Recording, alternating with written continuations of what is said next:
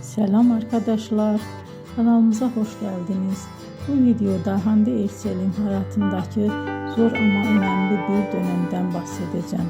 Hande Erçel hayatı boyunca ailesine bağlı biri olarak biliniyor.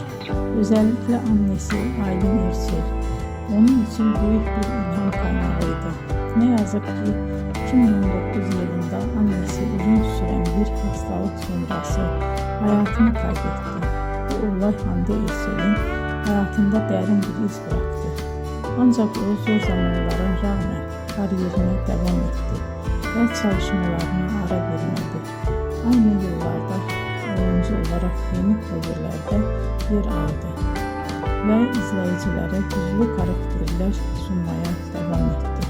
Belki de bu nedenle birçok hayranı onu sadece başarılı bir oyuncu olarak değil, aynı zamanda güçlü bir insan olarak da görüyor.